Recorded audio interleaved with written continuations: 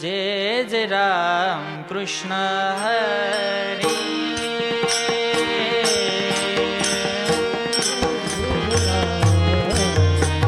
कृष्ण हरी जय जय राम कृष्ण हरी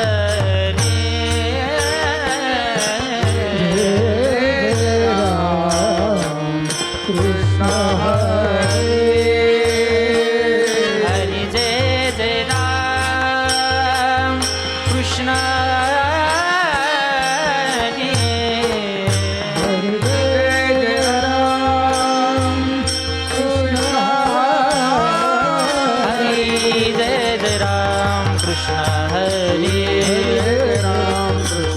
हरि जय जय राम कृष्ण हरी जय राम हरि हरि जय जय राम कृष्ण हरि जय जय राम हरि हरि जय जय राम कृष्ण हरि जय जय राम कृष्ण हरि हरि जय जय राम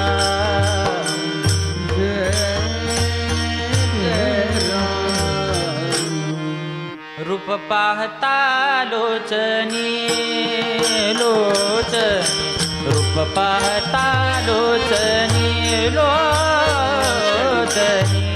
पाहता लोचनी लोचनी पाहता लोचनी आ सुख झाले वो साजनी सुख झाले वो साजनी साजनी तो हा विठ्ठल बरवा बरवा तो हा विठ्ठल बरवा सुख झाले ओ राजनी सुख झाले ओ साजनी राजनी तो हा विठ्ठल बरवा बरवा विठ्ठल बरवा तो हा माधव बरवा तो हा माधव बरवा बरवा तो हा विठ्ठल बरवा बरवा तो हा विठ्ठल बरवा माधव बरवा तो माधव बरवा बरवा विठ्ठल बरवा बरवा विठ्ठल बरवा जय जय राम कृष्ण हरि हरी जय जय राम हरि हरि जय जय राम कृष्ण हरि हरी जय जय राम हरि जय जय राम कृष्ण हरि जय जय राम हरि हरि जय जय राम कृष्ण हरि जय जय राम हरि हरि जय जय राम कृष्ण हरि जय जय राम हरि हरि जय जय राम कृष्ण हरि जय जय राम कृष्ण हरि जय जय राम कृष्ण हरि जय जय राम कृष्ण हरि जय जय राम कृष्ण हरि जय जय राम कृष्ण हरि जय जय राम कृष्ण जय राम कृष्ण हरि जय जय राम जय राम सुंदर ते ध्यान उभे विटेवरी नरते ध्यान उभे विटेवरी सुंदर ते ध्यान उभे विटेवरी नरते ध्यान उभे विटेवरी कटावरी ठेवोनिया कटावरी ठेवोनिया कटावरी ठेवोनिया तुळसीहार गळा कासे पितांबर हार गळा कासे पितांबर तुळसीहार गळा कासे पितांबर हार गळा कासे पितांबर आवडी निरंतर हिची जान निरांतर हेच ध्यान निरांतर हेच ध्यान मकर कुंडले तळपती श्रवणी मकरंदळे तळपती श्रवणी मकर कुंडले तळपती श्रवणी कुंडळे तळपती श्रवणी कौस्तुभ मनी विराजित कौस्तुभ मने विराजित खंडित सुमने विराजित तुळसीहार गळा कासे पितांबर तुळशी हार गळा कासे पितांबर तुळसीहार गळा कासे पितांबर कासे पितांबर आवडे निरंतर हेची ध्यान निरंतर हेची ध्यान निरंतर हेची ध्यान तुका म्हणे माझे हेची सर्व सुख म्हणे माझे हेची सर्व सुख म्हणे माझे हेची सर्व सुख म्हणे माझे हेची सर्व सुख पाहिना श्रीमुख आवडीने पाहिला श्रीमुख आवडीने पाहिला श्रीमुख आवडीने तुळसी हार गळा कसे पितांबर हार गळा कासे पितांबर तुळसी हार गळा कसे पितांबर तुळसी हार गळा कासे पितांबर आवडे निरंतर हेची ध्यान निरंतर हेच ध्यान निरंतर हेच ध्यान विठ्ठल विठ्ठल विठ्ठल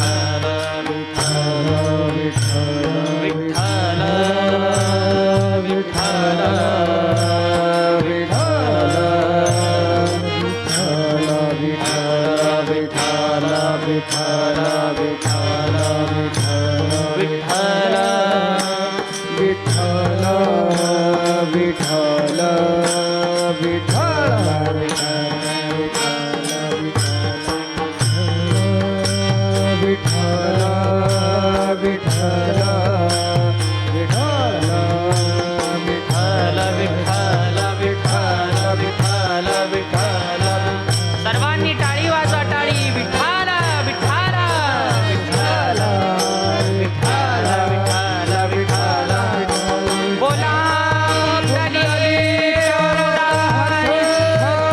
श्री ज्ञानदेव पंढरीनाथ भगवान की जय माऊली ज्ञानेश्वर महाराज की जय विठ्ठल विठ्ठल विठ्ठल विठ्ठल विठ्ठल विठ्ठल विठ्ठल विठ्ठल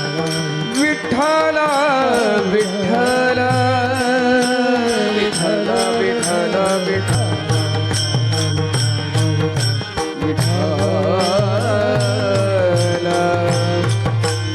विठ्ठल विठ्ठल विठ्ठल बोला पुंडलिक वरदारी श्री ज्ञानदेव पंढरीनाथ भगवान की जय माऊली ज्ञानेश्वर महाराज की जय जगद्गुरु तुकाराम महाराज की जय विश्वगुरु निवृत्तीनाथ महाराज की जय विठ्ठल विठ्ठल विठ्ठल विठ्ठल विठ्ठल विठ्ठल विठ्ठल विठ्ठल विठ्ठल विठ्ठल विठ्ठल विठ्ठल विठ्ठल विठ्ठल सुंदर ते ध्यान उभे विटेवरी करकटेवरी ठेवोनिया मस्तक हे पायावरी या वार करी संतांच्या या वार करी संतांच्या विठ्ठल विठ्ठल विठ्ठल विठ्ठल विठ्ठल प्रस्तुत प्राप्त प्रसंगी संप्राप्य सेवेसाठी निवडलेला अभंग जगद्गुरु जगतवंदनीय अखिल कोट ब्रह्मांड नायक देहू निवासी असणारे जगद्गुरु संत श्रेष्ठ श्री तुकोबराय महाराजांचा अखिल विश्वाला चंद्रभागे मातेप्रमाणे गोदावरी मातेप्रमाणे पावन करणाऱ्या अभंग संहितेतील गोड असा अभंग आजच्या सेवेसाठी निवडलेला आहे. विठ्ठल विठ्ठल विठ्ठल विठ्ठल आजच्या अभंगामध्ये आजचा अभंग घ्यायचं कारण असं, हा अभंग असा आहे, हा अभंग एकतर काही कार्य असलं की एखाद्या कार्याचं मंगलाचरण आपल्याला करायचं असतं, तर हा अभंग एक मंगलाचर प्रकरणातील सुद्धा आपण समजू शकतो. कारण 3 प्रकारचे मंगलाचरण असतात. एक वस्तुनिर्देश रूप मंगलाचरण असतं, एक देवाचा आशीर्वाद, ज्या आशीर्वाद देवाकडून घेतला जातो ते आशीर्वाद रूप मंगलाचरण असतं. आणि ज्या मंगलाचरणामध्ये देवाच्या रूपाचा आणि स्वरूपाचा परिचय केला जातो ते वस्तू निर्देश रूप मंगलाचरण असतं. विठ्ठल विठ्ठल. विठ्ठल आजचं जे मंगलाचरण आहे ते म्हणजे वस्तू निर्देश रूप मंगलाचरण आहे. आजच्या अभंगामध्ये भगवान परमात्म्याचा म्हणजे तुकोबारायांनी देवाच्या रूपाचा परिचय आपल्याला करून दिलेला आहे. काय परिचय करून दिलेला आहे? तो भगवान परमात्मा कसा आहे, कुठे आहे आणि कसा उभा आहे आणि त्यांनी काय केलेलं आहे, हा परिचय आजच्या अभंगामध्ये तुकोबाराय करून देतात. विठ्ठल विठ्ठल. तुकोबारायांच्या बाबतीत सांगायचं झालं तर तुकोबाराय जगाला उपदेश करतात. तुकोबारायांचं प्रत्येकाला हेच सांगणे, अरे बाबा, या जन्माला तुम्ही आले ना, आल्यानंतर एक काम करा. काय? तुका म्हणे जन्मा आल्याचे सार्थक, तुका म्हणे जन्मा आल्याचे सार्थक, तुका म्हणे जन्मा आल्याचे सार्थक, तुका म्हणे जन्मा आल्याचे सार्थक.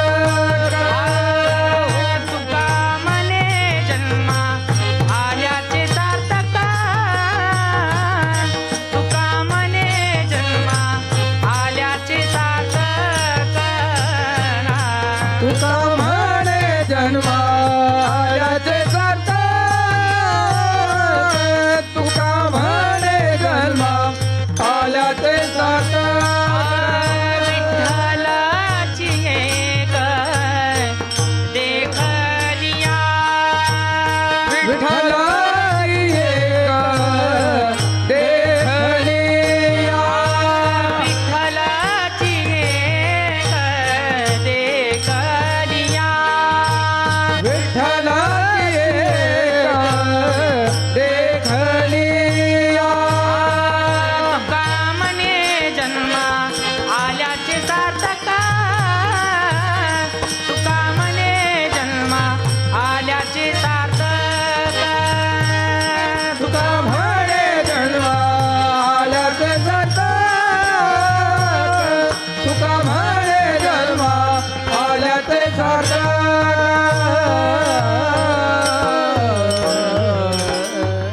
तुका म्हणे जन्मा. तुकोबाराय सांगतात, जन्माला आल्यानंतर तुम्ही काय केलं पाहिजे?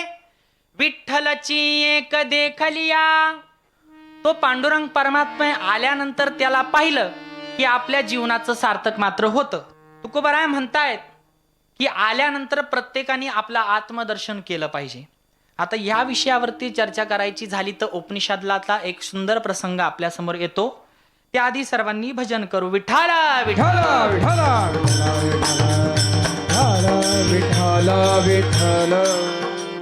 उपनिषदामध्ये असा एक संवाद येतो. याज्ञवल्क्याला 2 पत्नी आहे, 2 बायका आहे. सर्वांनी लक्ष देऊन ऐका, लक्षपूर्वक ऐका. याज्ञवल्क्याला 2 बायका आहे. एकीचं नाव आहे कात्यायनी आणि एकीचं नाव आहे मैत्रेय. आता याज्ञवल्क्याचा संसार करून झाला.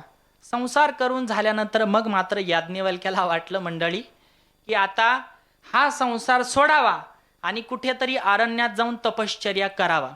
परंतु त्या आधी काय करावं लागेल? ही जी संपत्ती आहे तिचा आपल्याला काहीतरी वाटा करावा लागेल. या दोघींमध्ये या दोघींना वाटावं लागेल. आता मात्र याज्ञवल्क्याने 2 वाटे बनवले. ऐका महाराज, 2 वाटे बनवलेत आणि दोन्ही पत्न्यांना बोलवलं. दोन्ही बायकांना बोलवल्यानंतर मग मात्र याज्ञवल्क्य म्हटले की हे दोघींचे 2 हिस्से हे घ्या आणि तुम्ही मात्र सुखी राहा. असं म्हटल्यानंतर कात्यायनी मात्र थोडी अविश्वासी होती. तिनं तो भाग स्वीकारला. परंतु मैत्रेय होती ती विचारवंत होती. ती म्हटली, महाराज स्वामी, मी तुमच्या या संपत्तीशी लग्न केलेलं नाही. या संपत्तीशी मी तुमच्या लग्न केलेलं नाही. मग मला एक सांगा, याचा अर्थ तुम्ही ही संपत्ती इथं सोडून चालली, याचा अर्थ तिकडे काहीतरी मोठं असलं पाहिजे. मग तुम्ही काय करा, मला ही संपत्ती नकोय, मग तुम्ही जिकडे चालले ना ते मला पाहिजे, असं मैत्रेय याज्ञवल्क्याला म्हटली. म्हटल्यानंतर याज्ञवल्के मात्र हसायला लागले. अगं बाई, ह्या जगामध्ये कोणीही कोणाचं नसतं आणि तू म्हणायला लागली की मी तुमच्याबरोबर लग्न केलंय, या संपत्तीशी लग्न केलेलं नाही आणि मी तुमचीच आहे आणि तुम्ही मला मार्गदर्शन करा. अगं बाई, आमच्या महाराजांचा आम्हाला एक सुंदर दृष्टांत आठवतो. आता मला सांगा, कीर्तनामध्ये गायक कसे सुंदर आहे, वादक कसे सुंदर आहे, टाळकरी कसे सुंदर आहे, पेटीवादक सुंदर आहे, विनेकरी दादा सुंदर आहे, आपले सर्व तुम्ही श्रोते मंडळी सुंदर आहे. मग कीर्तनकार काय बिलिंदर आहे का? कीर्तनकार पण सुंदर आहे. आता ऐका, आमचे महाराज म्हणायचे, पाचपूर बाबा असं म्हणायचे की ऐका, प्रत्येकाचं पखवाजाच्या बोटावर प्रेम असतं, गायकाच्या कंठावर प्रेम असतं आणि कीर्तनकाराच्या ओठावर प्रेम असतं. पोटावर प्रेम करणारं कोणी नसतं महाराज. कोरोना झाला होता आमच्या महाराजांना, ते मुंबईला ॲडमिट होते. ॲडमिट असताना मग मात्र त्यांना एका जणाचा फोन आला. हॅलो महाराज, जय हरी म्हणे. कुठे आहे म्हणे? मुंबईला आहे. मुंबईला कशाला म्हणे? ॲडमिट आहे. काय झालं म्हणे? कोरोना झाला. त्यांनी मात्र त्या महाराजांना बोलला, महाराज तुम्हाला कोरोना झालाय ना, मग एक काम करा, काळजी घ्या, बरं काळजी घ्या, आणि तिकडेच राहा, इकडे येऊ नका, इकडे वाटोळं करशाला आल्यावर. याचा अर्थ असा महाराज, कोणीही कोणाचं नाही. या मायाच्या बाजारामध्ये आम्ही सर्वजण अडकलेलो आहे. विषय ओढी भुलले जीव, विषय ओढे भुलले जीव. आता याची करील कोण जीव, आता याची करील कोण जीव. नृपजे नारायणी वावा, नारायणी वावा. पावनी ठावा नरदेहा, पाहुणे ठाव नरदेहा. विषय ओढी भुलले जीवा, विषय ओढी भुलले जीवा, भुलले जीवा, भुलले जीवा. या विषयाच्या ओढामध्ये सर्व जीव भुललेले आहे. आता ऐका, याज्ञवल्के मैत्रेयाला म्हणतात, अगं बाई, ह्या जगामध्ये कोणी कोणाचं नाही. परंतु मग मात्र मैत्रेय म्हणते याज्ञवल्क्याला, अहो ते मला काही माहित नाही. एक गोष्ट सांगू का तुम्हाला? आपल्या नवऱ्याने बायकोला उपदेश करावा, ब्रह्मज्ञानाचा उपदेश आपल्या बायकोला करावा, असं काही शास्त्रामध्ये काही लिहिलेलं नाही. हा, जर ते ब्रह्मज्ञान ऐकण्यासाठी तयार आहे आणि तो पण ब्रह्मज्ञान सांगण्यासाठी जर तत्पर आहे, मग मात्र ते दोघं एकमेकाचा ब्रह्मज्ञानाचा संवाद करू शकतात. एका नवऱ्याने बायकोचा कुठपर्यंत साथ द्यावा? धर्मेच अर्थेच कामेच नातिचरामी, नातिचरामी. धर्मामध्ये, अर्थामध्ये आणि कामामध्ये आपल्या पत्नीची त्याने बाजू पकडली पाहिजे. मग मात्र ब्रह्मज्ञानाचा संवाद याच्यामध्ये काही लिहिलेला आहे का? आता मला तुम्ही मंडळी सर्व सांगा. आपण एका ठिकाणी बसलेलो होतो, आपला हात एका जणीच्या हातावरती होता. मग मात्र आपला हात एका जणीच्या हातावर होता आणि ब्राह्मण काहीतरी मंत्र म्हणत होता. ते म्हणत होते, धर्मेच अर्थेच कामेच नातिचरामी, नातिचरानी. धर्मामध्ये, कामामध्ये आणि अर्थामध्ये तू हिची पडताळणी करायची, असे होय. म्हणजे नवऱ्याने बायकोला उपदेश करावा असं काही नाहीये. परंतु मग मात्र जर तिथे आपल्या बायकोला इच्छा असेल, मग मात्र तिथे उपदेश केलेला चालतो. आता मला एक गोष्ट सांगा, शुकाचार्य हे भागवत हे व्यासांची मुलगा असल्यामुळे त्यांना भागवत भेटलेलं नाही. मग शुकाचार्य अधिकारी म्हणून त्यांना भागवत ग्रंथाचं ते ज्ञान भेटलं. अगदी तसा एक दृष्टांत तुम्हाला सांगून जातो. साहित्यकाराचे 2 मुलं होते. 2 मुलं असल्या कारणाने साहित्यकारांना ठरवलं की कोणाला तरी या साहित्याचा आपण वारसा दिला पाहिजे. मग त्यांनी ठरवलं की कोणाला तरी वारसा देऊ, त्याआधी यांची आपण परीक्षा घेऊ. असं ठरवल्यानंतर मग साहित्यकाराने त्या दोघांना सांगितलं, जा रे, आपलं जे घर आहे त्या घरासमोर एक झाड आहे, वाळलेलं झाड, आणि त्या वाळलेल्या झाडाचं तुम्ही लिखाण माझ्या वहीमध्ये करून आणा की आपल्या दारामध्ये वाळलेलं झाड आहे हे वाक्य तुम्ही लिहून आणा. पहिला मुलगा गेला, त्यांनी लिहिलं शुक्ष वृक्ष हा द्वारे तिष्ठती. वाळलेलं झाड दारामध्ये उभा आहे. आला, वडिलांना वाक्य दाखवलं, वडिलांनी बघितलं शुक्ष वृक्ष हा द्वारे तिष्ठती, वाळलेलं झाड दारामध्ये उभं आहे. दुसरा मुलगा गेला आणि तो मात्र आला. आल्यानंतर बघितलं, त्यांनी लिहिलं होतं नीलस तरुवर विलसती द्वारे. दोन्ही शब्दांचे अर्थ मात्र एकच आहे, परंतु गोड आणि निरागसता कशामध्ये? दुसऱ्या वाक्यामध्ये. अगदी तसं तो अधिकारी होता, त्याला साहित्याचा वारसा दिला. अगदी तसं मैत्रेय अधिकारी आहे म्हणून याज्ञवल्क्याने तिला तो अधिकार दिला. आता याज्ञवल्क्याने मैत्रेयला संवाद करताना तिला सांगितलं, अगं ऐक, आता मी तुला आत्मज्ञानाचं ब्रह्मज्ञानाचं जे ज्ञान आहे ते तुला देणार आहे. काय? मग त्यांनी सांगितलं. काय उपदेश केला? आपल्याला तो उपदेश बघायचा. आत्मा वारे द्रष्टव्या श्रोतव्या मंतव्या निदिध्यासितव्यो. आत्मा वारे द्रष्टव्या श्रोतव्या मंतव्या निदिध्यासितव्यो. आपल्याला एवढं काही बघायचं नाही, आपल्याला पहिलंच बघायचंय.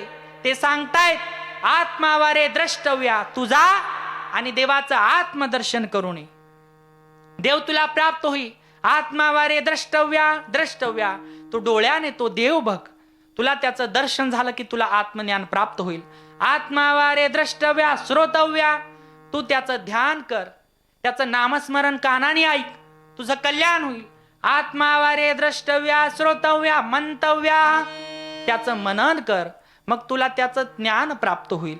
आपल्याला एवढं सगळं काही बघायचं नाही, आपल्याला महत्वाचं आहे आत्मावारे द्रष्टव्या. आत्मज्ञान तू प्राप्त करून घे. आत्मज्ञान प्राप्त करून घेतलं की तुला भगवंताची प्राप्ती होईल. हा झाला याज्ञवल्क्य मैत्रेय आणि कात्यायनीचा संवाद. हा उपनिषदातला संवाद आहे. सेम तसाच संवाद, तसंच उदाहरण अगदी कलियुगामध्ये घडून आलेलं आहे. कोणतं? भजन करा विठ्ठल विठ्ठल विठ्ठल विठ्ठल विठ्ठल विठ्ठल. ऐका मंडळी, सेम असाच उपदेश कलियुगामध्ये आलेला आहे. तो म्हणजे आपल्या तुकोबारायांचा आणि आवलीचा. तुकोबाराय वृंदावन तुळशी वृंदावनामध्ये बसलेल्या असताना सर्व मंडळी आली, टाळकरी मंडळी आली. आल्यानंतर मग मात्र तुकोबारायांच्या शेजारी बसली आणि बसल्यानंतर मग मात्र तुकोबारांना म्हणू लागली, तुकोबाराय वा वा वा, काय त्या दिवशी कीर्तन केलं तुम्ही, आता कोठे धावे मन तुमचे चरण देखलिया. काय हो, काय सुंदर कीर्तन झालं तुमचं ते, वा वा वा, खूप आनंद झाला आम्हाला. टाळकरी चिंतन करीत होते, नामस्मरण करीत होते. तुकोबाराय पण नामस्मरण करत होते. तेवढ्यात आवली तुकोबारायांच्या पत्नी साहेब आल्या. धावतच आल्या. आल्या म्हणायला लागल्या, हे उठा टाळकुट्यांना, उठा. येऊन जाऊन तुम्हाला आमचंच घर दिसतं का? तुमचा संसार नाही का तुम्हाला? येऊन जाऊन दिसले का आमच्याच दारामध्ये बसता? येऊन जाऊन उठले का आमच्याच संसार मोडायला तयार असता? उठा उठा, इथून निघा. असं म्हटल्या आवली रागावली.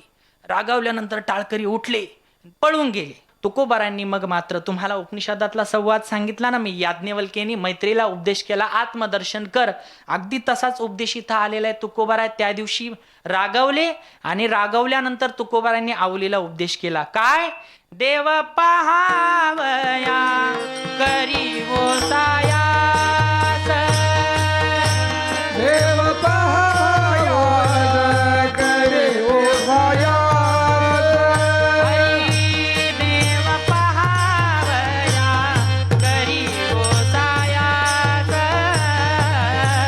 देव पहावया करी ओसायास.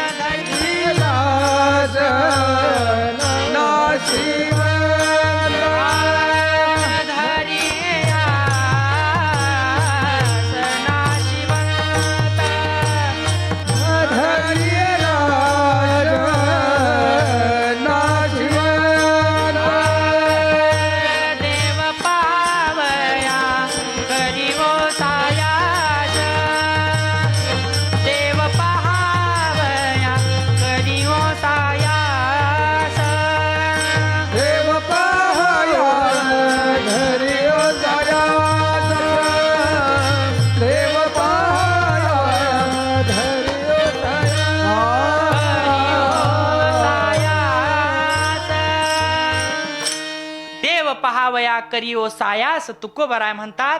आणि तिकडे याज्ञवल्क्य म्हणतात की आत्मावार हे द्रष्टव्या, देव पाहण्यासाठी तू सायास कर आणि तिकडे आत्मदर्शन, देवाला पाहण्यासाठी तू तुझं आत्मदर्शन होऊन जाईल देव पाहिल्यानंतर. असे संवाद आहे. आणि मग मात्र देव दिसतो का खरंच, देव पाहता येतो का? पाहिला पाहिला नंदाचा नंदन, तेने वेदिले मन, तेने वेदी येले मन. योगिया दुर्लभ तुम्या देखिला साजनी, पाहता पाहता मना न पुरे दनी, पाहता पाहता मना न पुरे दनी. देखिला देखिला माय देवाचा देवो, देखिला देखिला माय देवाचा देवो. देखिला देखिला माय देवाचा देव, देखिला देखिला माय देवाचा देव.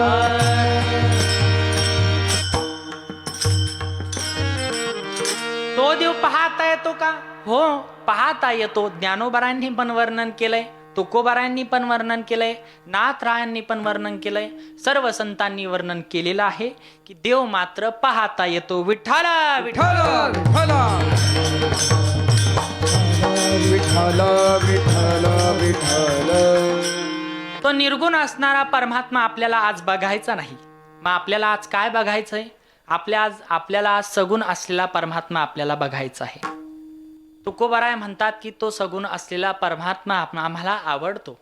लोकांना देव आवडतो, परंतु तेवढ्यापुरता तेवढा आवडतो.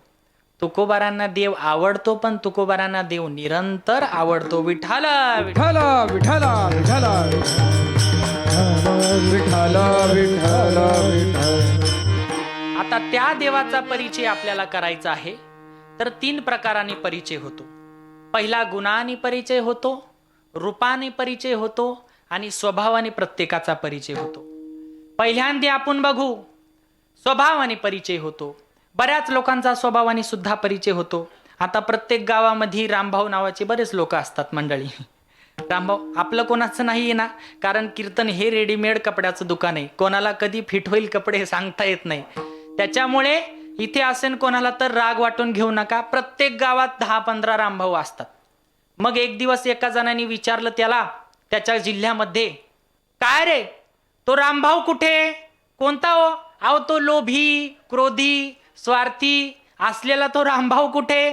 काही लोकांचा स्वभावाने परिचय होतो. काही लोक असे असतात महाराज, गावामध्ये काहीही संपत्ती नसते, खिशामध्ये 1 रुपयाही नसतो, बँकमध्ये बॅलन्स नसतं, तरी पण गावात गेलं का 10-5 माणसं त्याच्याजवळ उभे राहतात आणि त्याला मात्र चांगलं चांगलं बोलतात. आणि काही लोक असे गावामध्ये गडगंज श्रीमंती, भरपूर पैसा आहे, भरपूर धन संपत्ती आहे, परंतु गावात आलं की त्याला कुत्रही भाव देत नाही. म्हणजे स्वभावाने माणसाचा परिचय होतो. दुसरा गुणाने माणसाचा परिचय होतो. गुण पण गुणाने काय? गुणाने माणसाचा परिचय कसा होतो? त्याच्या गुणावरून त्याच्या गुरुचे संस्कार, त्याच्या आईवडिलांचे संस्कार आणि त्याचा स्वभाव कळतो. म्हणजे गुणानेही माणसाचा परिचय होतो आणि रूपानेही माणसाचा परिचय होतो. विठ्ठल विठ्ठल. आता आपल्याला संतांनी देवाचा परिचय करून दिलेला आहे. स्वभावानेही, गुणानेही आणि रूपानेही परिचय करून दिला. आपण सुरुवातीला स्वभावाने देवाचा परिचय करून घेऊ. विठ्ठल विठ्ठल. कसा स्वभाव आहे याचा ऐका. तैसा नव्हे देवराव याचा कृपाळू स्वभाव. याचा कृपाळू स्वभाव आहे. आपल्याला उदाहरण पाहायचं झालं मंडळी तर आपण जनाबाईचं उदाहरण पाहू. जनाबाईचं उदाहरण पाहायचं. नामदेवरायांच्या घरामध्ये 14 माणसं आहे.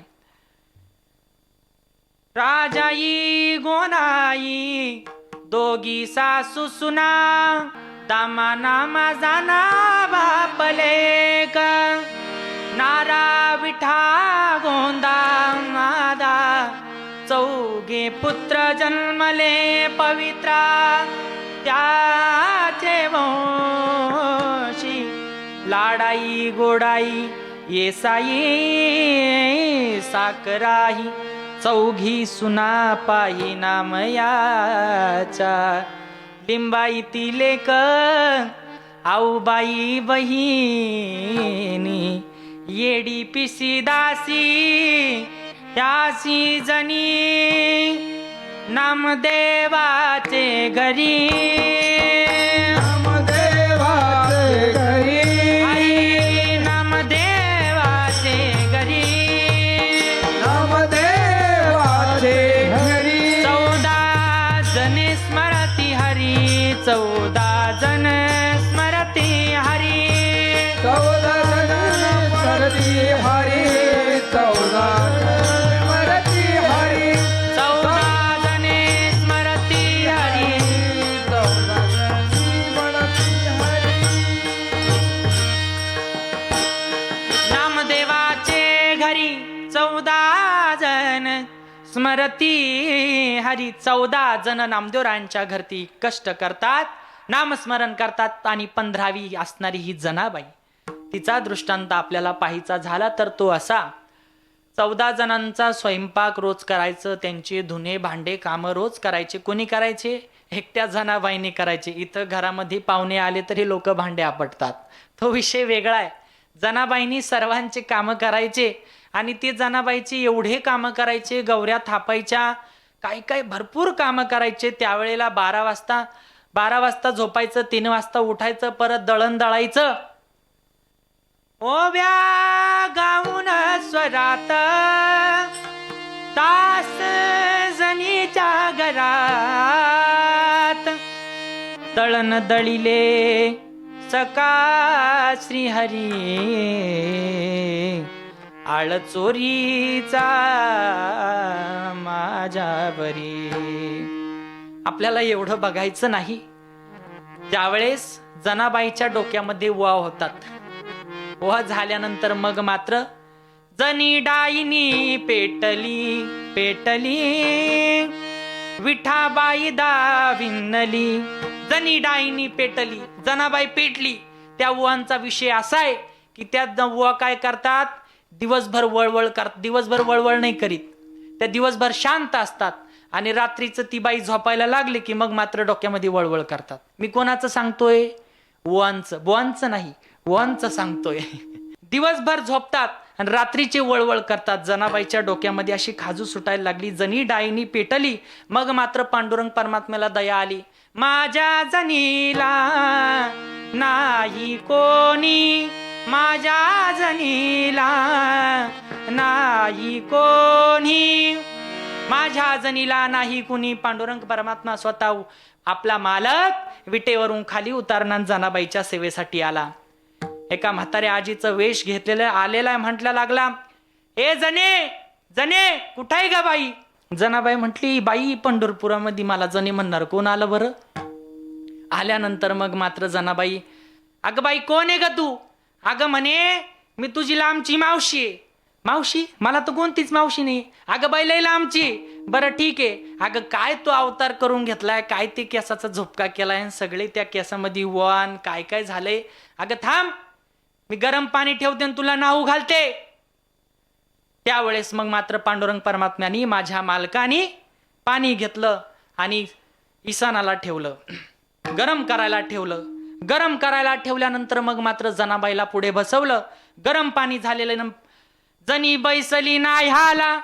पाणी नाही ईसनाला मग ईसनाला पाणी नाही पांडुरंग परमात्मा पळत गेला ऐका बर का व्यवस्थित मी काय सांगतोय पांडुरंग परमात्मा पळत गेला गार पाणी आणलं त्याच्यामध्ये ओतलं ते कोमट कोमट पाणी केलं जनाबाईच्या डोक्यावरती ओतल्यानंतर मग मात्र त्या ओवा सगळ्याच्या सगळ्या निघल्या नाही मग मात्र पाण्याने त्या थोड्या निघल्या त्याच्यानंतर मग मात्र भगवान परमात्म्याने फणी घेतली फणी माहिती नाही सर्वांना फणी घेतल्यानंतर ती फणी अशी जनाबाईच्या डोक्यात घातली.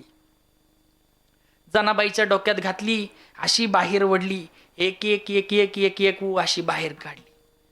परंतु फणी पण सगळ्या निघल्या नाही. मग मात्र भगवान परमात्म्याने काय केलं, एक एक एक एक केस असा चाळायला सुरुवात केली. मग आता त्या उवांची प्रक्रिया लय अवघड आहे महाराज. ती प्रक्रिया म्हणजे वेदामध्ये काही मंत्र शोधल्यासारखी ती प्रक्रिया. मग मात्र जनाबाईच्या डोक्यामधले भगवान परमात्मा वा शोधतोय. ती अशी शोधतोय, एक एक एक एक एक एक केसामध्ये वा शोधायला लागला भगवान परमात्मा. ऐका पखवाजी, लक्ष ठेवा. एक एक ऊ काढायची, अशी नखावर धरायची. काय भाग्य हो कोणाचं? ऊच नाही, जनाबाईचं भाग्य. मग मात्र ती ऊ अशी धरावी. अशी धरल्यानंतर मग मात्र ऐका पखवाजी, लक्ष आहे का तुमचं? ती ऊ अशी धरावी, अशी करावी, टचकन अशी ती ऊ फोडावी. मग मात्र भगवान परमात्म्याने एक एक ऊ काढावी, एक एक ऊ तोडावी, एक एक काढावी, एक एक मारावी. आमचे सदानंद गुरुजी म्हणायचे, माझ्या मते त्यांच्या भाषेत थोडं सांगतो, ते म्हणायचे, महाराजा महाराजा, भगवान परमात्म्याच्या नखानी मरायचं सौभाग्य आतापर्यंत फक्त 2 लोकांना प्राप्त झालं. एक मात्र कृतयुगामध्ये हिरण्यकश्यपूला आणि दुसरं म्हणजे जनाबाईच्या डोक्यातल्या ओवांना. 2च जणांना. बाकीचे देवानी मारले, परंतु चक्राने मारले, गदेने मारले, तलवारीने मारले, धनुष्यबाणाने मारले. परंतु सदानंद गुरुजी म्हणायचे, महाराजा अरे ऐक, कृतयुगामध्ये फक्त हिरण्यकश्यपूला देवाच्या नखाने मारायचं सौभाग्य प्राप्त झालं. त्यानंतर जनाबाईच्या डोक्यातल्या ओवांनाच फक्त मारायचं ते सौभाग्य प्राप्त झालं. मी तुम्हाला एक गोष्ट सांगतो, ती तर खरी आहे ऊ. काय म्हणतात तिला? ऊ. काय म्हणतात तिला? ऊ. पण देवाच्या नखाने मेल्यानंतर तिला म्हणायला लागले, वा विठ्ठल विठ्ठल असा भगवान परमात्मा, एवढा कृपाळू भगवान परमात्मा जनाबाईच्या केसातल्या उवा काढतो. मग किती कृपाळू आहे? याचा कृपाळू स्वभाव विठ्ठल विठ्ठल विठ्ठल. आता स्वभावाने मात्र देवाचा परिचय झाला. आता मात्र देवाचा आपण गुणाने परिचय करू. गुणाने परिचय करायचा आहे देवाचा. कसा? गुणाने माणूस ओळखला जातो. कसा ओळखला जातो?